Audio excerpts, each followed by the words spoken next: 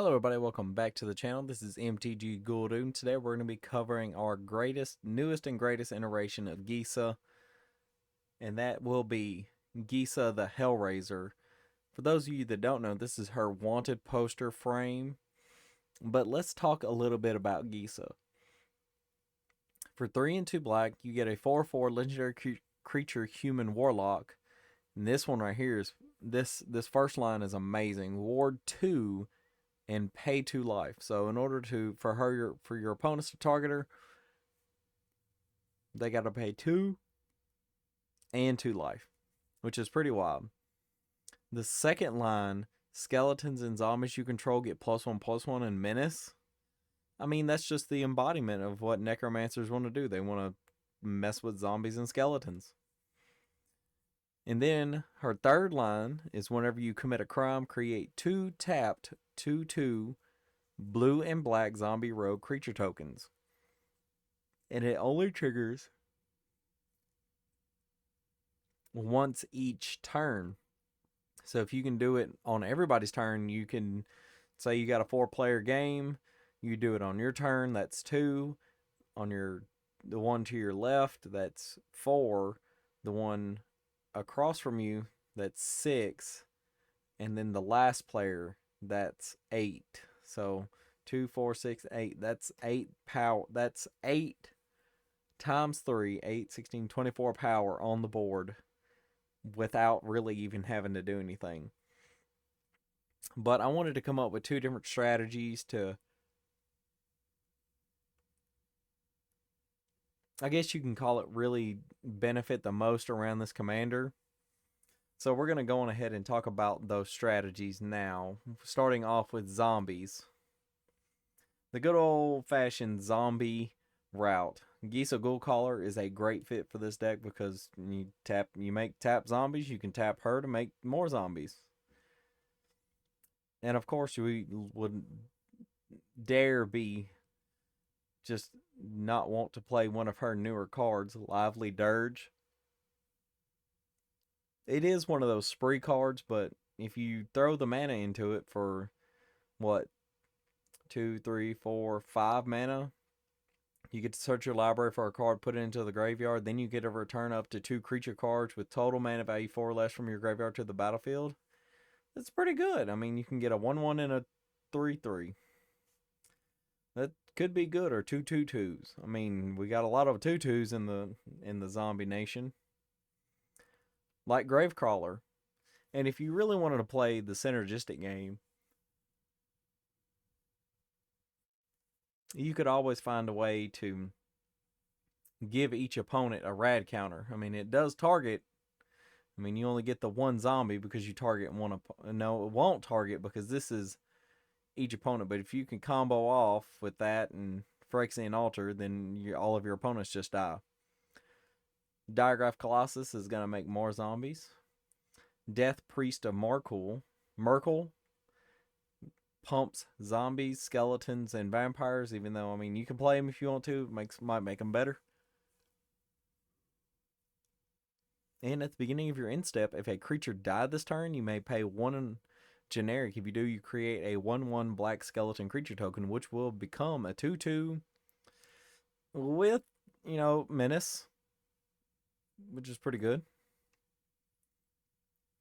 And then we have the Rictus Robber, which is going to go along with the plot. Whenever it enters the battlefield, if a creature died this turn, you create another 2/2.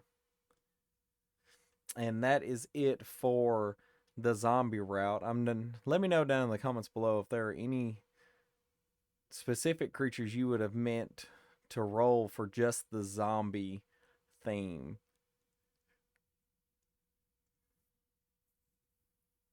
And now to move on to the crime time theme of the deck that I wanted to come up with. Starting off with artifacts and creatures that just do one thing, and they're going to do that thing a lot. Squeeze Toy, you can tap it to prevent 1 damage to any creature. It doesn't matter that it prevents the damage because you're going to do this to a creature that's not going to combat, but it's just going to target a creature. And this seems like a really good include into the crime portion of the deck. Phyrexian Plague Lord for 3 and 2 black, you get a 4/4, and whenever you sack a creature, target creature gets -1/-1. Doesn't matter, because guess what? We're going to be cycling through creatures with Plague Lord that it won't matter, because we're just going to keep getting more 2/2s later on. Orcish Bowmasters is a great way if you're willing to throw in a little bit of cash into the deck, or if you just have one laying around.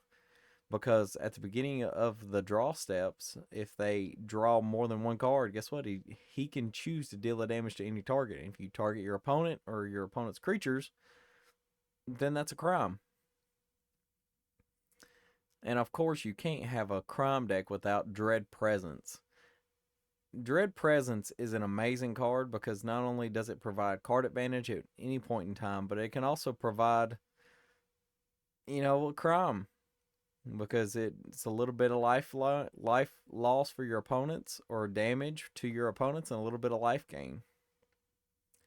Gravespawn Sovereign allows you to put a creature card from a graveyard onto the battlefield under your control. You're going to be targeting your opponent's graveyards if you can help it, which would be great to commit a crime. Infernal Grasp and other options in your removal suite are still good, if not better, if you have not used one that turn. Karavik the Punisher would be a great include for the crime, because whenever you commit a crime, exile the top up to one black card from your graveyard and copy it, and you may cast the copy. And of course, you would love to play cards like your removal, anything that you could do to, just criming it up, just committing all kinds of the crimes. Raven of Fell Omens is whenever you commit a crime, each opponent loses a life and you gain a life. So this is just a crime. It's waiting for you to commit the crimes, and whenever you do, you benefit. Forsaken Miner for 1 black, a singular black. As a 2/2, whenever you commit a crime, you may pay a black. If you do, return it from your graveyard to the battlefield. This is looking like a great card for my Zombardment deck. As another include to, putting the deck on hard mode if you must. But I'm feeling this one up really good, and I'm kind of wondering where it goes. Withered Wretch is a zombie for 2 black. It is a 2/2, and it does have the amazing ability to pay 1 generic and exile target card from a graveyard. Doesn't matter what it is, you're just going to target it. It's going to be a crime, and you're going to get your zombies. And you can do that as long as you have mana. And this is good, graveyard recursion removal. If you want to kick that Marin player while she's down, that's great. If you want to keep that Muldrotha from board wiping for the millionth time, amazing.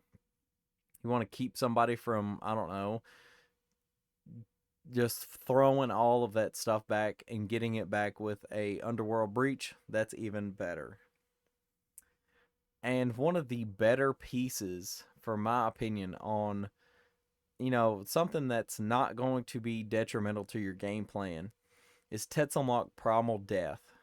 I know it's a dinosaur, it's a 6/6, but we don't care about none of that. We care about this one ability that he has, and he says, for a black, you can reveal him from your hand. You can put a prey counter on target creature, activate this ability only during your turn. And when he enters the battlefield, destroy each creature your opponents control with a prey counter on it. So not only do throughout your turn, you can just slowly just target, just ping, just let your opponents know, hey, if I get to play this thing, it's going to be dangerous, which is still be pretty cool later on.